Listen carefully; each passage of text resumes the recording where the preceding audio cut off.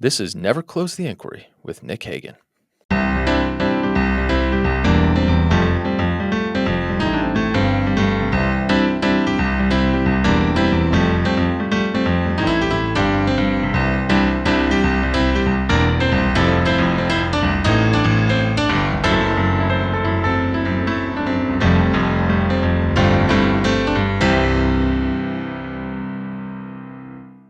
Welcome to Never Close the Inquiry, where I aim to demystify the right for the left and the left for the right, where if you come as a conservative, I want you to leave knowing a little bit more about liberals. And if you come as a liberal, I want you to leave knowing a little bit more about conservatives, with the whole idea that over time we'll create better conversations, better relationships, better arguments, and maybe 80 or 90 more steps down the road, a better country. I am here with Adam Frisch, who's a Democratic candidate for Congress in 2022 and 2024 in Colorado's District 3, and then recently a candidate for DNC vice chair. So, Adam, very glad to have you. Good to be here. Happy spring. Happy spring, yes. Okay, so let's start. But before we get to those congressional races, which I think are very interesting, people, obviously will have, or most people will have heard of one of your opponents, Yeah. Representative Lauren Boebert. And then I think there are a lot of people, certainly on the left and then also on the right, who are interested in where the Democratic Party goes from here. And obviously, you have some strong opinions about that, and have had a voice in the process and have tried to have a voice in that process. But before we get to all that, I would like to get a little bit more on your background, about how Adam Frisch came to be Adam Frisch. Yeah. So, where were you born? I was born in Williston, North Dakota, on the North Dakota, Montana, Canada border. Had not Okay. been there since the day I was born. My family was actually living in Fort Peck Indian Reservation. My dad was in the Indian Health Service for about 5 years, and that's in the very northeast corner of Montana. Both my parents are from northern Minnesota, so when about kindergarten rolled around, we moved back to Minneapolis. I have three younger sisters, two of them were around then, and so I ended up growing up in Minneapolis Okay. and did a little ski racing when I was growing up, misspent youth, and ended up going out to the University of Colorado in Boulder. I was going to race and do that whole thing and got hurt. Decided to stay out there for obvious reasons. I'm a big CU fan. Mm-hmm. And kind of after graduation, I studied economics and political science and some art history. And a buddy of mine was moving to New York City to chase a girl right after college. So I figured I would move there with him Mm-hmm. and waited tables for about a year as I did in high school and college. And then kind of fell into working in a couple different kind of finance Wall Street jobs. I was on the investment management side for a while and then ended up getting involved for about 8 or 9 years in currency markets, the foreign exchange markets, mostly focused on a lot of developing and emerging market countries. So I spent a lot of time in Asia and Africa, the Middle East, and Latin America. Mm-hmm. And that was fun. It was a lot of travel around the world. And then sadly went through too many 9/11 funerals at the end of '01, start of '02, and that's when I figured I would try to take a break and came out to Colorado to see some friends and clear my head. Ended up meeting a gal on the western slope of Colorado who was also a farmer banker and washed up ski racer, and Katie, and we've been married for 21, 22 years, and we have my son Felix, who is 19, who ended up Mm-hmm. taking his junior year of high school off, did it online to work on our first campaign against Lauren Boebert. We did a Mm. 25,000-mile father-son road trip through western and southern Colorado for that year that we were running against her. And 22, he ended up going back to school for his senior year, and then he deferred college for a year to work on our 24 campaign. And so we ended up driving about 50 some thousand miles together, which was great. He's a junkie and very, very capable. And we're working together now, which we can talk about a little bit later. And we No, have a kidding. daughter who's graduating from high school as a senior in high school as well. And so we've been out here in the Western Slope for 20 some years. I was got into home building and construction out here for a while after the financial stuff Mm-hmm. And I was on my city council for a while. My wife was on the school board. She just came up a little short running for a mayor. That, all that stuff is kind of what we call small town elected community service. And then in the summer, early fall of 21, there were some comments made by Representative Boebert. And as I say, don't ask me what they were, but they were on brand. And that's what got me thinking about getting involved in this federal U.S. House race, which was not Mm-hmm. something on my mind in any way, shape, or form. Mm-hmm.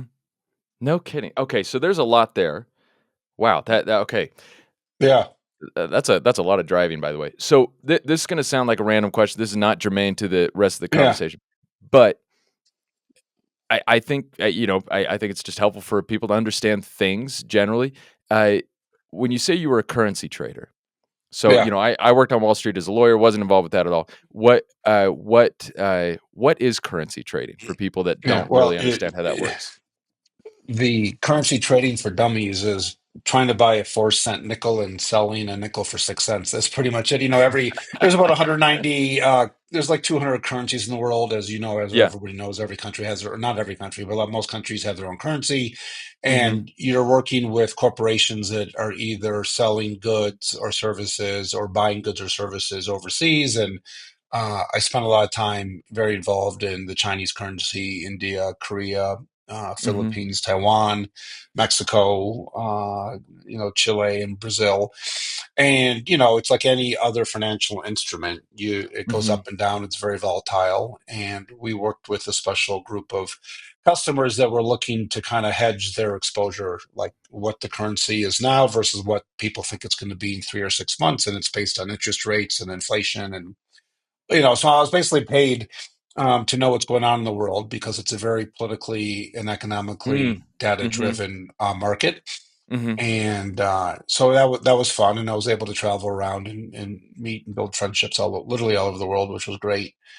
And so I worked for a couple of banks, and we had customers that were either investing or we had customers more on the corporate side that wanted to kind of limit their exposure and be able to Mm-hmm. hedge so they could do financial planning to figure out what the best price they could get or if they needed to pay their Mm-hmm. workers. We worked with nonprofits, nonprofit organizations that were taking care of people over in, say, Africa or Asia and trying to get money down to the local, kind of the local tribe, if you will, or the local community. Mm-hmm. Very okay. Very cool. That makes sense. So let's yeah, interesting. As someone that spent a lot of time in New York Yeah, City, it's kind of fun to know a little bit but what others are doing. Um Going back, okay, so since 2003, you've lived there in Aspen, and you served on the Aspen City Council for 8 years. Is that right? yep, Yeah, okay. yep, And then 2022, Lauren Boebert. yep. Okay, so you first start thinking like, okay, this might be that it might be time to get involved in something like this. Yeah, I just want to, there were challenging times. It was post-COVID, and Mm-hmm. I came across some statistics. One is, I think monopolies are bad in business, Mm-hmm. and I think monopolies are bad in politics. And with all due respect to my Democratic friends, I'm not sure the best version of the Democratic Party is always showing up in these 20 big cities that they have a pretty good, solid control on, and a lot Yeah. of rural America is not being well represented by the Republican Party, especially in Western and Southern Colorado at the time against Lauren Boebert. And I talk about the statistic all the time. And I have numbers, so sorry, bear with Yeah. me. But No, that's great. there's about 3,100 counties in the country. 3,100 counties in the country. 64 of them are in Colorado. About 2,000 of Wow. them are deemed rural by the Department of Ag. You're in Utah. I would imagine that you probably have a handful of urban counties, and the rest of them are pretty rural. As soon as you leave Yeah. Ogden and Salt Lake and everything, right? Yep. And so, in the mid '90s, when Bill Clinton won his presidency in '96, he won a majority of the rural counties. So in 1996, a majority of the rural counties were actually blue, but only by a little bit. It was 52-48. Yeah. You go forward to Barack Obama, and the Democratic Party goes from 50% to 25%. Joe Yeah. Biden in 2020 wins 10% of the rural counties. Yeah. And I believe Harris ended up winning only about 8% of the rural counties. And so you have this huge divisiveness and division Can I and add one thing separation. right Yeah, there? I think yeah, that's brilliant. A while ago, I saw a statistic, and I don't remember the source off the top of my head, but this rural divide is even as big as you're making it sound right now. It might be even bigger than people think, because I think people have this yeah, perception that rural counties, we're talking about white voters, and yeah. to a degree, that's true, but that's not the whole truth. And I can't remember if it was 2020 or 2016, but in rural counties, Trump won every demographic. He won black voters, he won Yeah. Hispanic voters, he won like if they were living in a rural area, he won them. Might have been close, but he won them. Sorry, continue. No, no, no. It's exactly right. I mean, you brought up a couple of points. First of all, only 6% of the people that are living in rural counties are actually farmers or ranchers. So Hmm. there's just that, right? And not everybody in rural America is a white rancher from Wyoming, right? And so, Right. there's 574 acknowledged tribal lands from our native population. If you're down in the deep south and southeast, obviously huge black African American population out in the rural areas. Down in Arizona, New Mexico, and Texas, you have huge Latino populations that are in small towns, which were some of the biggest movers from kind of Hillary Clinton and Joe Biden Yeah. to Trump. Some of these counties moved 30, 40, literally 50 points in 4 or 8 years. And Yeah. so rural is diverse without a doubt. And it's basically defined by density. And most people can kind of feel it when you're driving around, like whether you're in the city or a suburb or these rural areas. And to me, this rural urban divide, I spent a lot of time talking about it. To me, it's kind of like a producer and a consumer standpoint. And at least in western southern Colorado and eastern Utah, you have farmers and ranchers that are producing food to put on people's plates. You have in Pueblo in southern Colorado, we have people that are producing steel. We have a 150-year-old steel mill down there. It's 80% solar powered, the only solar powered steel mill in the world, which is a great story. Mhm. And then you have a lot of people producing energy, domestic energy, everything from solar and wind to as well as natural gas. And as coal's obviously winding down, but it's still part of Mhm. our grid system.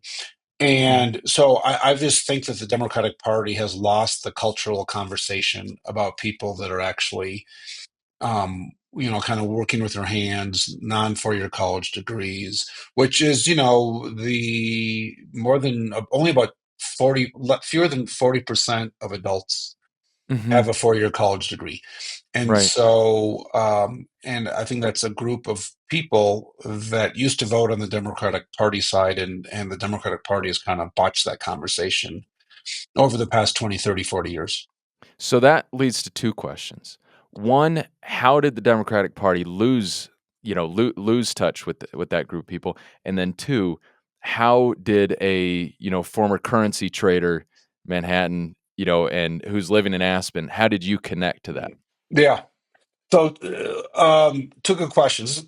Circle back in 21. We're watching my wife and I and my politically astute son Felix, as well as my daughter a little bit. We're watching Mhm. kind of the news and what's going on in the world, and we're like, hey, you got to do something. And I was Yeah. underemployed at the time, and I told my family, I'm like, I'm not sure the Democratic Party is looking for like a straight middle-aged white guy, fairly successful, living in a resort town.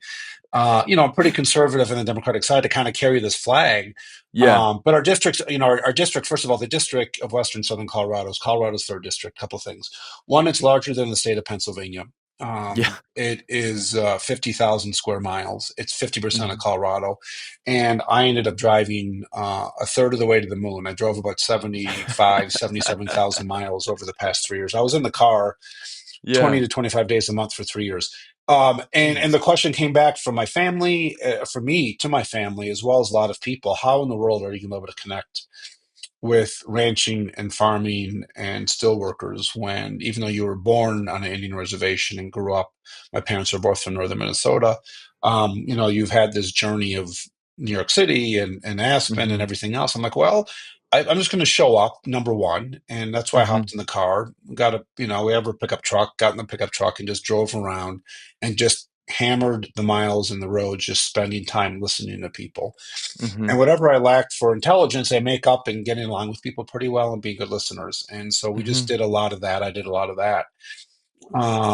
And so the other thing I noticed at the time, I looked at, in 22, there's probably or every year, there's about a dozen members of the House that are kind of known outside their district, right? Mm-hmm. On the left, you have, AOC is probably the biggest person like that Mm-hmm. right now. On the right, you have Marjorie Taylor Greene and Jim Jordan and Matt Gaetz and Lauren Boebert. Mm-hmm. And I looked at kind of the whole political spectrum, and I came to this realization of all the people that have this notoriety. They're all in really safe seats, which like 85% of the districts are in the country, which is a whole nother story, which is not good for the country. Yeah. I saw that Lauren Boebert only won her first race by 5 points. They Mm-hmm. then Colorado then redistricted it, so she basically won the voters that I was going to possibly face by 10 points. And I'm like, a third of the Republican Party wants their party back. That was kind of my view. Mm-hmm. And I figured I would need to get a third of the third. And as a strong business person and someone who believes in domestic energy production, and I would be one of the most conservative Democrats, but still a Democrat in the Mm-hmm. House. I thought if I just got on the road, I could kind of work on that. And I just, the problem is that all these political pundits, Republicans, Democrats, 538, they saw that this was going to be a 40,000 vote loss, and we ended up losing by 550, which is a whole nother Yeah. story. But Yeah. um, a lot of just time on the road. And what was your Yeah. first question? Yes, about The first question. So that was a great oh, answer to the second question. yeah, how do how Democrats blow it? Yeah. Um, let's see, a couple of things. I think that 1992, there was this quip that came from James Carville, that was one of the young guns running President Bill Clinton's campaign in '92, and he said it's the economy stupid, and everyone kind of talks Mm-hmm. about that. And what I've come to realize, or what I've come to share with people after basically doing a 75,000-mile focus group in a district that's only 22% registered Democrat, is that to Mm-hmm. me, it's the dignity stupid. Because as important as Mm-hmm. economic issues are, pride and dignity will trump pocketbook issues all day long. And I think from an economic standpoint, the Democratic Party has always been pretty steadfast in trying to support those that are not super wealthy people. And now the Mm-hmm. Democratic Party represents basically the wealthy people, and we've lost the working class. But to go back, I don't think it's because of our economic policies. Some of them aren't helpful, but most of them are still pretty rock solid to the middle working class. The problem is Mm-hmm. we've completely lost the cultural ability to connect with people that live outside big cities. How we talk, I think the Democratic parties, we've come like the tisk tisk party, or the what I call the shame on you party. Like, shame on you for driving that type of car. Shame on you for eating that type of food. Shame on you for using that type of pronoun or Mm-hmm. word. Shame on you for working in that type of industry. And I'm a big believer in domestic energy. There's a climate crisis. I fully support that there's a climate crisis. Yeah. And I would share this in counties that are 90% Republican. And most of them actually understand that there's a climate crisis. Yeah. But I will tell you that a lot of the people in rural America are being given grief who work in the domestic energy business. They're being given grief by, friends of mine that live in Aspen and Park City Yeah. or in LA, San Francisco, New York. But the people that are giving the grief to the people producing energy, I guarantee you, they're using 10 times as much energy per capita than the men and the women digging out of the ground. Right. And that's just an example of our lack of self-awareness and hypocrisy, if you will, or irony. Pick your Mm-hmm. pick your verb, about how do we want to connect with people. In Western Colorado, there was a reintroduction of wolves that the entire part of our district was basically against. There was Mm-hmm. 64 counties in Colorado, and every county that voted against them were actually the wolves were going to be reintroduced, and it was going to be a threat to the livestock and the Yeah. livelihood of farmers and ranchers. But there were enough people in kind of the Denver, Boulder metro area that wanted these wolves reintroduced. They saw some cute wolves documentaries on PBS, right? And they decided they want to have these things back here. So it's just another kick in the gut to the lack of realization of how people are living outside big cities, and they're being mandated to live their lives and how they make their living by people that live in big cities. And the consumers, the producers understand you need a consumer. Like when the people are producing food, they need a customer. When you're producing Hmm. steel, they know that they need a customer. I'm not sure all the consumer oriented people understand what it takes to produce things and understands the hardship and how hard it is to do that. And that gets wrapped up in all sorts of cultural conversations that the Yeah. Democratic Party has botched. That's really interesting because I left my job with my law firm at the end of this last year, and lived in New York City for the last 6 years. And Wall Street generally, you have a lot of people that are, especially with the banks, that are fiscally fairly conservative. With the Yeah, law firms, it's a lot of it's a lot of limousine liberals, because I mean, the fact of the matter is that in that sort of job, and again, these are voters that are dominated by Democrats, especially recently. Uh, yeah, you make a lot of money, and that gives you that changes your perspective on things. It changes where you live. It changes the degree to which you notice inflation. Obviously, inflation was a big issue in yeah, this last campaign. And before talking about it with a friend here, it hadn't really clicked how big of an issue that was because, and again, I like to think of myself that's as someone that is fairly attuned to the concerns of the different sides. But even living there in New York as an associate at a large law firm, I wouldn't really look at prices because you yeah, make enough money that at the grocery store, like, you're not buying filet mignon all the time. Maybe wait a couple of years, yeah, but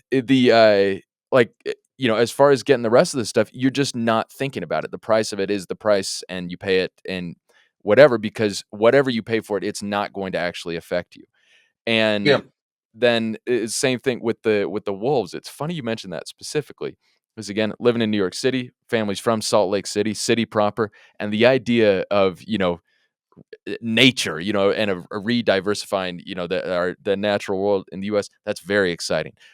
But the I, the threat that wolves represent to ranchers and others, it just is not relevant at all if you yeah. live in the city. And so it's Yeah, this listen, I'm not. abstract It's not. principle. Yeah, and it's not that I'm anti-wolf. It's just Right. that I am anti-overstepping and getting involved in other people's businesses, Hmm. right? Or how Yeah. they're living their lives. And I think another kind of reference to this loss over kind of the cultural loss. Listen, democracy is really important, especially now, and I Yeah. want to take that away. That's a big conversation, as I said before, the climate crisis is obviously a huge conversation. People, even the coal workers I came across in Northwest Colorado, they understand that there's a climate crisis. It's hotter and drier Hmm. everywhere, and the globe and the Earth are not in good shape, and they're going to be in worse shape in 20 years. But Hmm. I've told people that if those are your two biggest issues, consider yourself very blessed Hmm. because the vast majority of people, Yeah. they understand the earth's in trouble in 20 years, but they have 20 days to pay rent or 20 days Right. to put food on their table and Right. 20 days to deal with inflation that you and I might not encounter on a daily basis. But when Hmm. eggs go from $3 a dozen to $6 a dozen, and beef goes from $4 to $7 a pound, you realize that. And the Democratic Yeah. Party, because there's like 1,000 Democrats or 2,000 Democrats in the country that are either in office, on a staff of an office, in a think tank, working on who the Democratic Party is and what they should be talking about. And Hmm. there's nobody in that. And if only 40% of the population has a college degree, 99.9% of these 2,000 people have a college degree. Right. And if a good amount of people are trying to figure out how much a carton of egg costs every 10 cents it moves, the 2,000 people that are kind of in this democratic ecosphere, they're not looking at the price of eggs, just like you and I were not when we were in New York City or even now, probably, right? And Yeah. so, with all this focus of diversity, and this goes to the DNC conversation, the Democratic Party has a lack of educational diversity, cultural diversity, background diversity, not on someone's color of skin Hmm. or gender preference or anything else like that, which is, listen, you be you, whatever you want to do, it's really important. And certainly people, subgroups have had a lot of problems and struggles in the country. Having said that, the dividing line these days is whether you have a college degree or not, whether you make more than $100,000 or not, or whether you live in a city or out of a city. And those are Hmm. kind of the three main factors. And the Democratic Party is still trying to divvy up the pie based on people's skin color or other attributes that most people are not thinking about on a daily basis, except for the political activists. So that's a perfect bridge to what it was like running for DNC vice chair. Okay, so what was that like? What were you trying to bring to the Yeah. table that isn't there? Yeah. How was Yeah, that? so I knew that there was a Democratic National Committee, but besides that, I did not really know too much about the organization. Hmm. And I was when I turned 18 in Boulder, in New York City, I was a registered Democrat. I'm not sure you're allowed to be anything else in Boulder, New York City, but I moved out to Colorado and I never affiliated for like 20 years. And it wasn't like I Hmm. was tearing up a Democratic card. I was just like, I came out to Colorado and was clearing my head, and I never got around to registering. So I was Yeah. unaffiliated, which is independent in Colorado. And the day before, I had to register to run as a Democrat. I had to be a Democrat, so I registered fully, and I've always voted that way. Hmm. Um, and so I didn't really know too much about the inner workings of the DNC when I decided to run. I didn't know anyone in the state party or the county party or anything else like that. But I came across this view that, you know, the the nationalization of the two parties are like 95% of the conversation at these House of Representative elections. So, Hmm. even though I had some very, I would say, moderate conservative, especially for Democratic views, to the chagrin of a lot of my friends, I shared a lot of the same policies on domestic energy and immigration as my Republican opponent. Hmm. And so we were talking about, like, I was on Team CD3, not so focused on Team Red or Team Blue. I was on Team Right. CD3, and this was Right. kind of my mantra for a long time. But the National Party, Republican Party, just slammed me for just basically just being yet another Democrat. Right. My view was the national label was hammering away at those independent Democrats that a lot of them were overperforming, right? Hmm. And there's a statistic show that the more moderate conservative Democrats actually overperform the top of the ticket, no matter where you are in the country. And Right. so a bunch of my centrist and Democratic moderate friends were saying, "Adam, stay away from the DNC.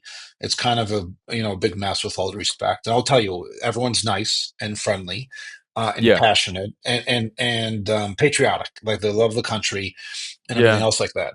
Having said that, I said, listen, I told my friends, I said, listen, the reason I want to try is that it's a 6-week campaign, not 3 years.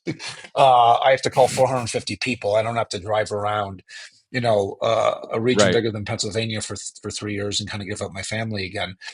And I want to hear what people are thinking. Yeah. And what I've shared in writing and Substack and some other interviews, and thanks for allowing for this conversation, is Hmm. just that I look at as with American football, you have a football field, and the vast majority of people in the country are between the two 40-yard lines. Hmm. That they're fairly moderate and commonsensical about different stuff, right? And then when Hmm. you get down to the 10-yard lines on either side, there's just not a lot of people there, but they have a very loud voice and they're very passionate and they're fired up. Yeah. And when I think 80% of the people are between the two 40-yard lines, I think 80% of the people in the DNC are on the 10 or 15-yard line when it comes to policies. And I'm not saying that they're so much that, well, I don't love all their policies, but I appreciate the Yeah. intention of where they're trying to go towards. Hmm. They're dogmatic about the climate crisis, which again, there is one. And I wish they would spend more time working on economically and politically solvable solutions than running around telling everybody how bad the earth is doing, and it's not doing well. But talking about that more and more is Yeah. not solving the problem, because eventually you need to get legislation in place to be able to get the earth and the globe and and the climate in a better place. And Mhm. so I just went in there and was just listening. And again, some of the stories I shared is that there were like 40 caucuses, which are, there's an African American caucus and Latino caucus and a Native American caucus and an LGBTQ caucus. And I'm like, where is the how to win caucus and where is the overperformer caucus and where are the caucuses that are actually needed to build a coalition? Because I'm Yeah. not a political scientist or a philosopher, but I think political parties were set up to win elections, and Right. not just to win elections. To win elections, they're set up to win elections so you can implement policies that you think are the better for the country. Yeah. And what I was hearing from a lot of people were not policies or a focus about how to build a coalition to win. It's really important for us to be very loud and very proud for our people. And then Mhm. 20 minutes later, you would go to another caucus, well meaning, good, patriotic people, but they were laser focused, not about how to build a winning coalition to govern and get gavels, but how to make sure that their special interest was really amplified. Mhm. And then you go to the Yeah. climate crisis, you go to the climate caucus, and you have the same conversation. And 90% of the time, it's how bad the climate is. It is bad. No, there's very little time about how do we build a coalition that gives us a majority so we can implement the policies that can make the climate better. That conversation's not Yeah. happening. And so Hmm. that's kind of my takeaway. You can track me down on a Substack where I kind of put some of my tales from the DNC, but this is Yeah. what I'm sharing. And I just think we need the DNC. Now, it doesn't mandate who runs and who doesn't. The thing is, like, when you talk about the Democratic Party, it's not like you walk into a building and there's a corporation and that there's a CEO and vice presidents and assistant vice presidents, and that's how it's run. There are officers, right? And there is an executive committee, but they have some power in the money that gets invested in the political ecosystem, but they don't have complete control or very little control over it at all. It's a lot of just individual people and groups. Now, the Republican Party has pretty much not become the Republican Party. There's basically a Trump Party. And there actually is obviously, whether you want to call him a CEO or a king or a monarch, or whatever you want to say, there is Yeah. one person that has set the policy for that party. And Mhm. if you're on Team Trump, you're okay.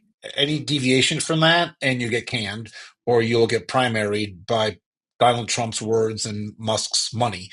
And so Mhm. you see a lot of people that are calling falling into place. But on the Democratic side, it's a messy conversation of a lot of people trying to figure out how to act and react. Yeah. That's really interesting.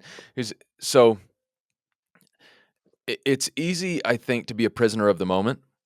And it's and think, my gosh, like, Democrats have no direction. There's no clear path forward. And I think all of that, a lot of those criticisms are fair. A lot of maybe that description is fair, but it's going to be really interesting to see what happens over the next couple of years. Obviously, you go to March 2013, and no Republican thinks that Donald Trump is going to be the next president of the United States. Yeah. You go to March 2005, and maybe people are starting to think that that they know who Barack Obama is because he, had the big 2004 DNC speech, but he's not really.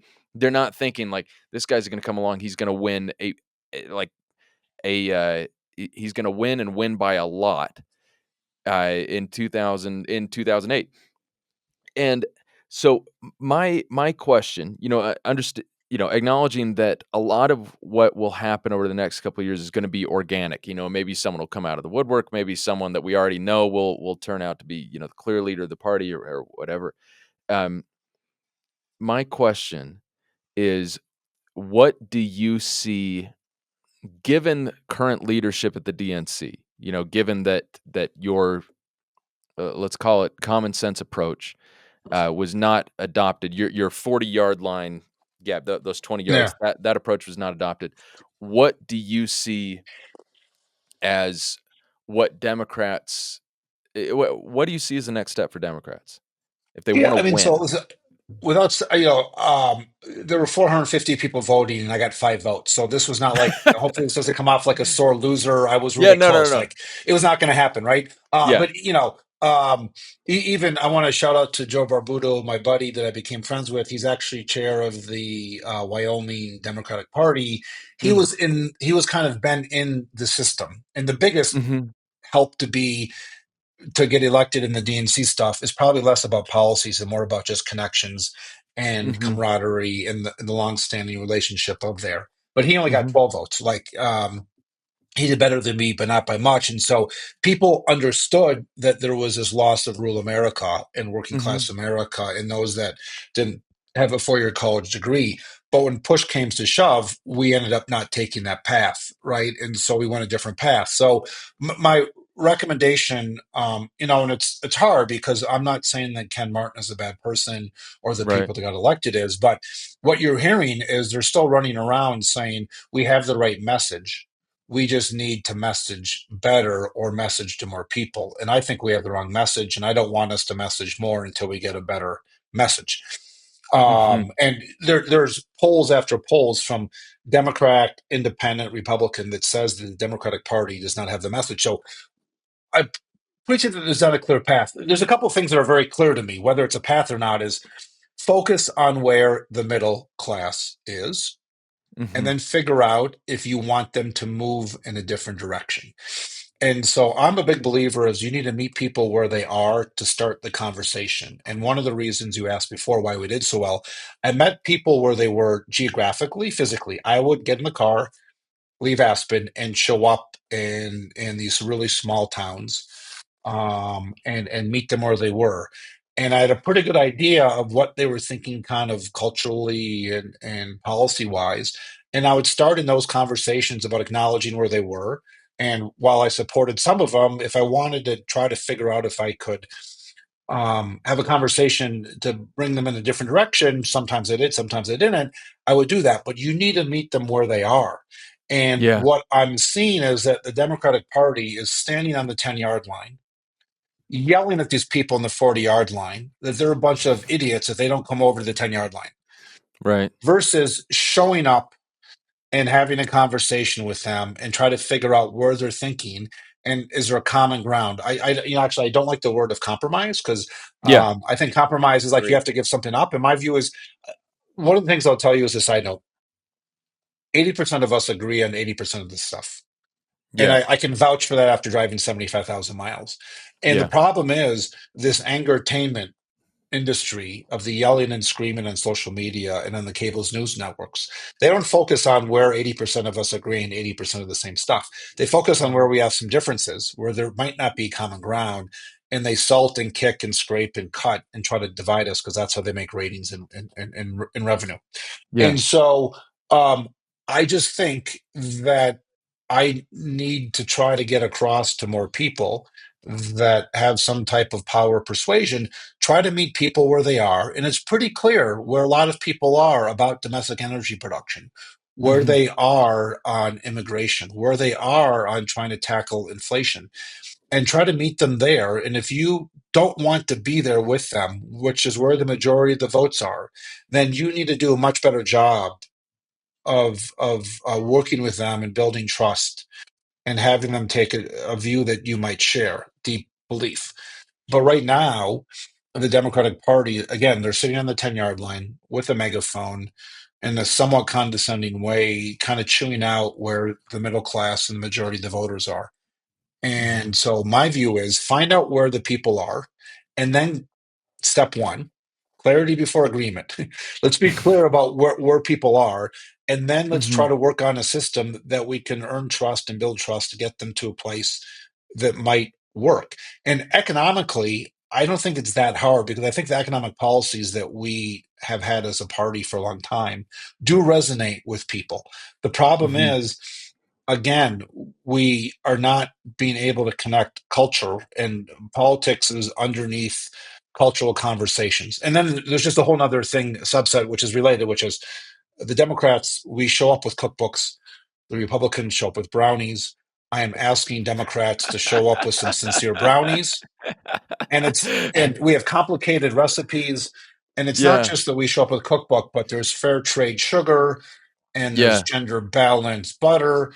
And, by the time we get around to coming up with all these ingredients that we want to have in policies, we've lost the conversation. And where this is hitting on a real deal basis, and it's starting to be talked about more and more, is the over regulation of our policies about housing, as an example. Hmm. The more liberal the town gets, the more expensive it is, and the longer it is to be able to build the supply of housing. And as long Right. as the demand has continued to go up, we need to figure out how to build more supply. Yeah. And the reason that people are leaving California and Illinois and New York and moving to places like Arizona, Texas, and Florida is a lot to do with cost of living. Yeah. And so there's not only that, but in 10 years, the next in 8 or 10 years, when we have the next census, there's like 12 electoral votes that used to be in Illinois and California and New York, and they're now going to be in red states. So every census that goes by on Yeah. this track, we're narrowing our win number to a lower number. Yeah. Jeez Louise. That ugh. I I love that image of, or that idea of brownies and recipes, and Yeah, I have a specific cookbooks. Yeah, example in mind. I or yeah, cookbooks. yeah. I No, have but a go ahead. specific example in mind. So, I during the campaign between Trump and Harris, this is after Harris is in. Trump is running. He's running on a lot of stuff, but He's really focusing on immigration enforcement, which he can control. It's all him. He can do it. Obviously, you want Congress to Yeah, amend immigration laws, but there's a ton the president can do. He's talking about tariffs.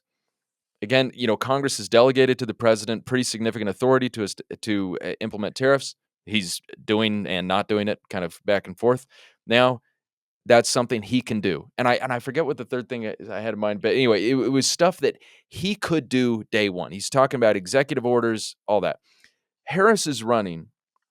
I remember some of these, interviews where she talks about her plan to help the middle class and everything like that. She's pressed for specific examples, and she talks about child tax credit, which is fantastic, but is something that's done by Congress and is also Trump and Vance were talking about that one too. So I don't know if I would have let off with that.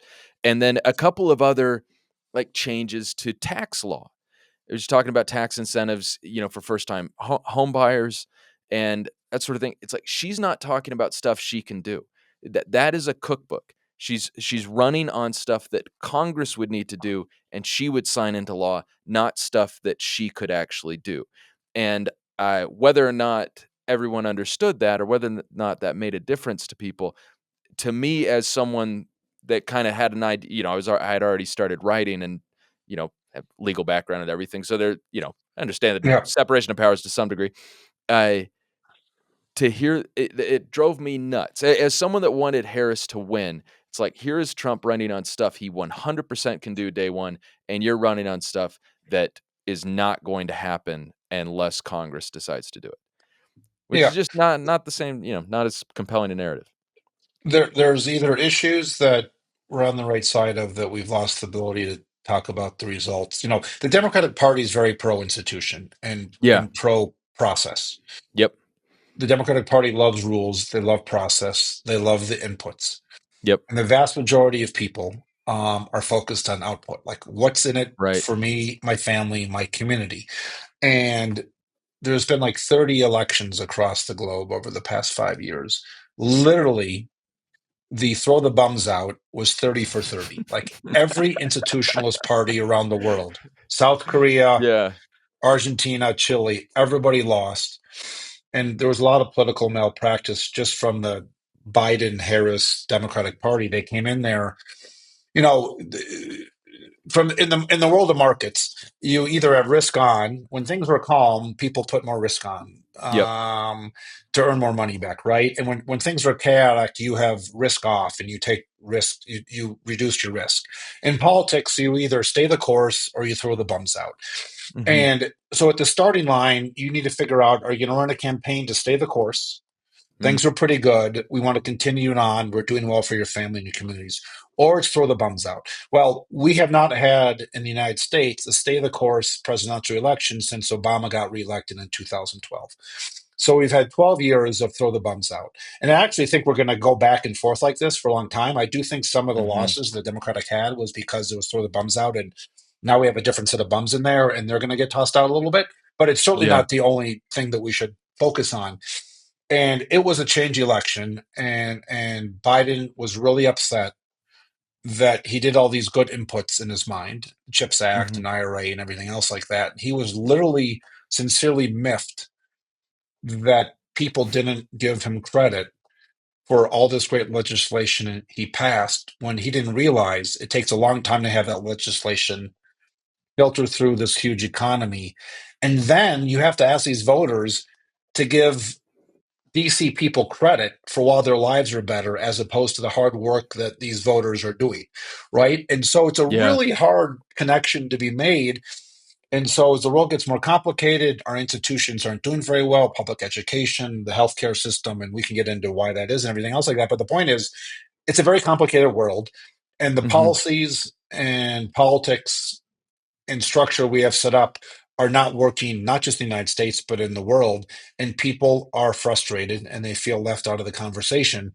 And if one does not tap into that frustration and say, your life must be better because look at all this legislation I just passed.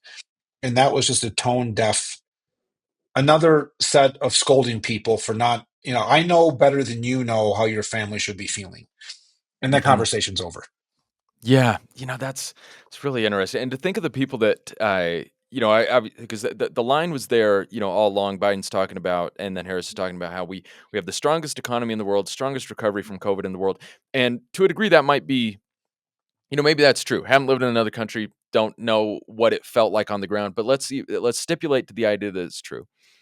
It doesn't mean that life is back to normal or is totally good for a lot of people. And then also, I think about who really did do well over the last few years, the people for whom the economy recovered and recovered hard. And I think, the Wall Street law firms, best year in the history of the Wall Street law firms was 2021. I think it's been passed since, but it's like, the government puts a bunch of money into the economy. They're trying to help people, money goes up really, really quick, and the long term, ramifications of the infrastructure bills and everything like that. You're right; it takes years, and it's funny, like I think people miss the degree to which some of what is happening is this realignment. This where the Democrats really allied themselves with institutions, and campaigning, Harris campaigning with Representative Liz Cheney and Representative Adam Kinzinger, those that served, I think, less as evidence of Harris's cross-party appeal and the importance of electing her over, uh, over Trump, and more as like a reassertion of this affiliation with the establishment that people were trying to get rid of. Yeah.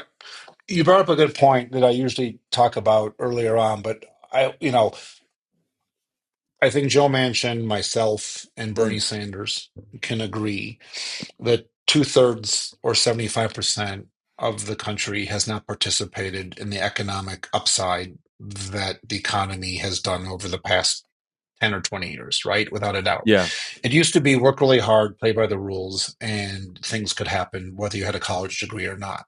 That conversation is that economic conversation and opportunity has been lost. How we Hmm. got here, how we got out of it, that's a different conversation. But that's something that's, I think, really important to realize. And there's a lot of things that go into economics, as you know, Nick. And the problem is 90% of the economic conversation in voters' minds was how much everything costs. Yeah. And the Democratic Party, Biden and then Harris ran around talking about either that it was a global conversation, that everywhere is really expensive. And I'm telling you, people do not care how much a pretzel costs in Berlin or how much a croissant costs in France. They care about how much eggs cost at their local grocery store, Right. right? And all this talk of GDP growth, which is great, and a low unemployment rate, which is great. People had jobs. They all didn't have great jobs, and they didn't have jobs that were able to keep up with the cost of living that they were seeing at the grocery store and buying clothes for their kids. And so it was a 90% Hmm. inflation conversation, and the Democratic Party spent about 10% talking about inflation. And if you can't Yeah.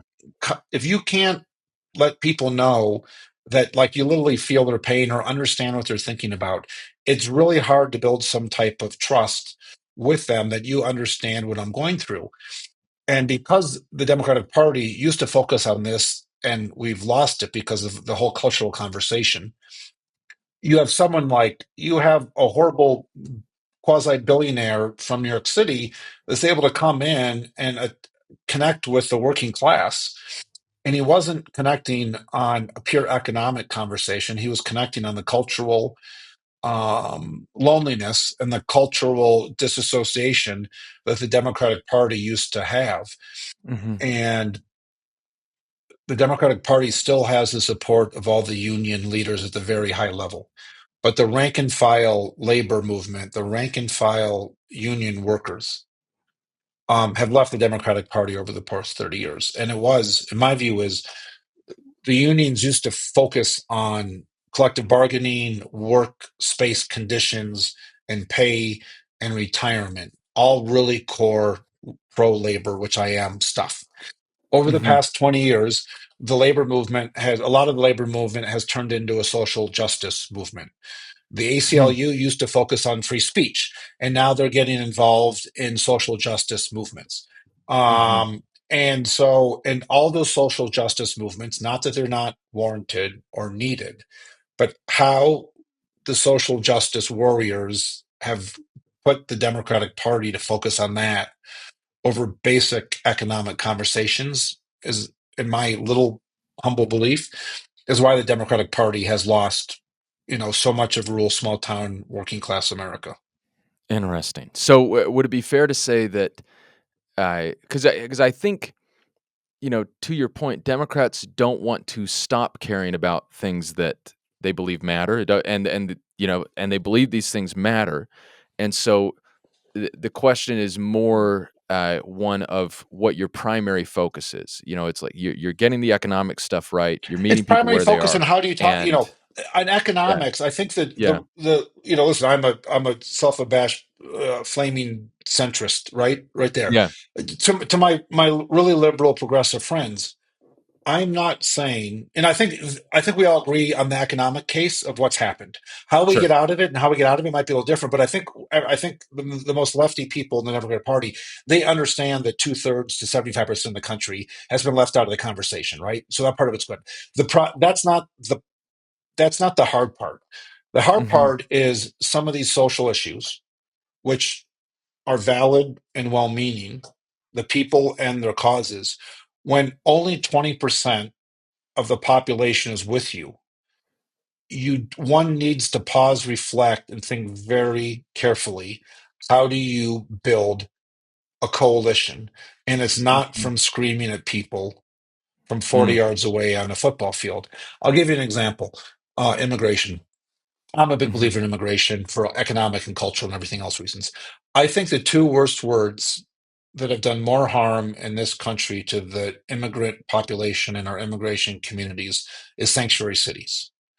hmm, I keep on telling the people, basically at the city level, just focus on the policies, even if all the same policies that you have now, you could have had before, but you had to label and you had to moralize and pound your chest about sanctuary cities. And it ended up setting up a huge bullseye from hmm, horrible Greg Abbott, the governor of Texas. And all of a sudden, he started to literally export human yeah, beings on Texas's dime across to these sanctuary cities. And Denver is going through a huge crisis, in New York and Chicago. If those big cities would have just focused on the same humane, thoughtful, caring policies without having to label themselves as sanctuary cities, I don't think the immigration policy would have turned into a cultural warrior conversation. And there's so interesting. many times where the Democratic Party has the humane policies, the right policies, the policies that 80% agree on, except they have to put a label on it to generate funding for their most vocal and loud donors, Hmm. to placate young staff. They're super fired up about the social justice movement, right? Hmm. And we just have to be, every decision is how do I protect my values and win? Yeah. right? And there's a lot of people that I think want to win, but when I look at how they talk and how they act, I'm not sure they want to win. Hmm. Because their actions are not conducive to building a winning coalition. And I think there's ways to protect core democratic values and personal values and family values and community values at the same time of building a coalition to actually get gavels and get a majority. Yeah. And Donald Trump basically browbeat his way to getting gavels, right? In a very Hmm. horrible way, all sorts of ways. The Democratic Party doesn't have that path, and I'm not assuming, I don't think they should take that path, but they need to figure out how to hold on to their core values and do it in a way that actually adds to the voter base and does not scare away people from the voter base. Yep. That's a good way of putting it. It's probably sadly easier said than done, but a lot of people are not really saying it, which is, Yeah, you know, the problem. it's Uh, I'm a big I'm a big believer in incentives. Like, you show me the incentive, yeah. I can pretty much tell you what the result is. I'm spending a lot of time trying to figure out how to incentivize um, passionate people that care about really important things, and how do I incentive? What's the incentive structure that needs to be changed to realize that they can hold on to their values as well as building a coalition of the willing, which is a majority. And Mhm. it's a struggle because it's not, it's hard. It, you know, it's just hard, but I'm You trying. know, that's it's funny because in my own sphere, I'm trying, something similar. I'm not writing, explicitly to advance democratic values or my values, but I'm writing to try and help people kind of, understand where people on the other side are coming from. Because I think, that might facilitate the advancement of democratic or even Republican values, whatever. But it's more about helping people know how to communicate with each other. Because I think it's not just that, or to expand from your example, even if 80% of the people are between the two 40-yard lines, a lot of them don't realize that's where they are. And Yep. they see people on the other side and they think they lump all the Democrats or all the Republicans over on the 10 and 15-yard line. And a lot of, yeah, and it's important to help Yeah. them understand where they actually are and where their opponents actually are. And It's I get, or sorry, go ahead. No, I was just say it's hard because most people are living a 15-dimensional life. Like, I'm a Hmm. husband and a father and a son and an uncle and a nephew and an American and a Colorado and an this quasi athlete and all right and a Democrat and a Colorado and all this stuff. And the whole political process is, okay, you need to take 15 dimensions, and we're now going to ask you a one-dimensional question: red or blue? Right. Right, and right. and how people were kind of sorting themselves out and looking at themselves. And I think the Democratic Party should focus on the commonalities of American and family member and provider for kids or caregiver for parents, and focus on those commonalities than 24 to 30-year-old white male, blah blah blah. And these commonalities are bigger than people think. And the ways the Democratic Party is kind of subsetting everyone up is not how people are voting anymore. Hmm. President Biden got a higher percentage of the female vote than Harris did. He got a higher percentage of the African American vote than the Harris did, right? Hmm. And so I appreciate male versus female and of color versus white has some statistical advantages and disadvantages, but Yeah, you still have to look at the facts that we've just lost a tremendous amount of people that used to vote with us. yeah, And as we focus more and more on characteristics of people, other people that have those characteristics are focusing on other things that make them go to the ballot box and vote for somebody or not. yeah. Last couple questions. This has been a ton of fun talking to you. Uh, so today is March. We're recording this on March 6th, 2025. We are approximately 1.5 months into the first into Trump 2.0. What are Yeah. your thoughts on the last month and a half? Oh, it's crazy. I had tried that. We were the first. I was the first candidate in the country to ask for President Biden to step down, Hmm. pass the torch, and it was. It was a frustrating conversation because I got skewered, but obviously I think we ended up being on the right side of history on that. And it Yeah. wasn't what Biden had done. It's just a matter of that there was inflation, there was immigration, and Biden's capacity was probably the third biggest driver of this conversation, Hmm. right? And to me, it's like you need to build someone that can win. And a lot of us didn't think he could win.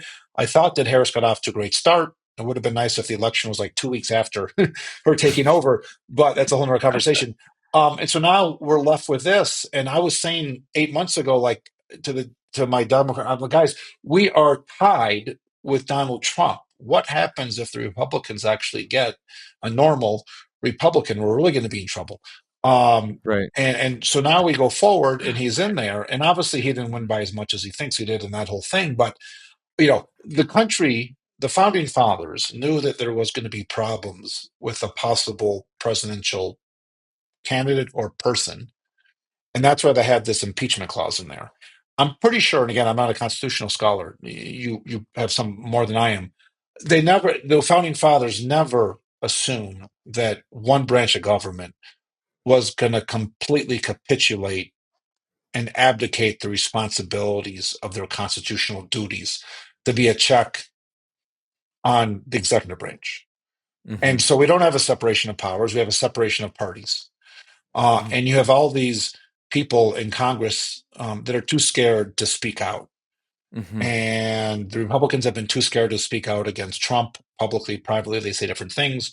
And when Biden was going through that stuff in late June, July, and August, Democrats were just as guilty. They said one thing privately, then when they got on television, they would say, "We have to stay the course," right? Yeah. And so now I am seeing, to all my friends that said Trump's not going to be that bad, I think it is pretty bad because, he's making him and Elon Musk are making a bet that basically 40% of the entire federal government is a complete waste and fraud, Hmm. and that people are not going to notice that 40% of the government being gone is going to have any direct effect on them, their family, their business, or the community. Now, there's some things that are, literally half an hour ago, I think Trump decided to pull back on his Yep. tariff things. I mean, the guy's just like shooting, and there's no aim. There's just like shooting and yelling and screaming.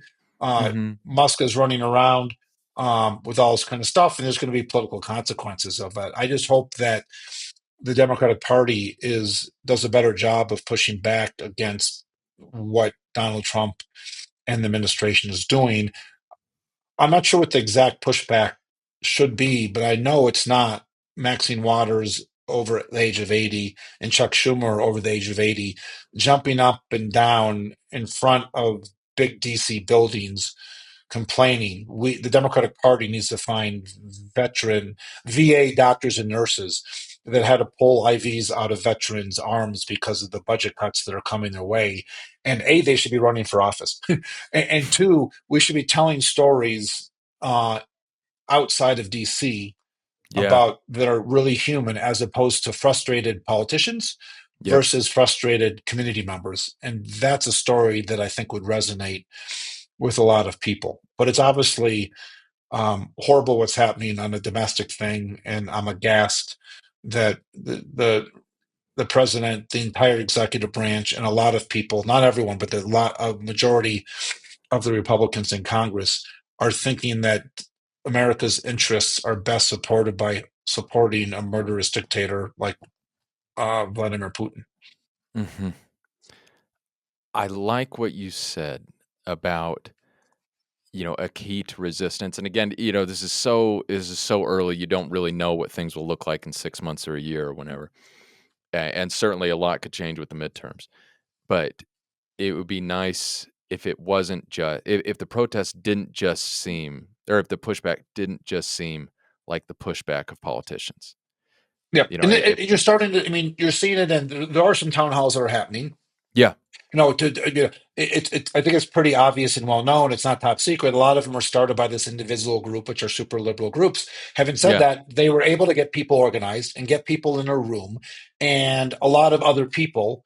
Not every single person there was part of some type of liberal movement. You're seeing non-political, people showing up there, including Trump Hmm. voters, Yeah. complaining and being aghast at what's happening with the U.S. Department of Agriculture or the veterans. They just talked about cutting 70,000 people out of the Veterans Administration and Hmm. cutting Medicaid of $800 billion. Like, these are real effects. Without a doubt, there's fraud and waste, and we need to do that. But obviously, Donald Trump doesn't work on let's be thoughtful about something, nor Yeah. does Musk.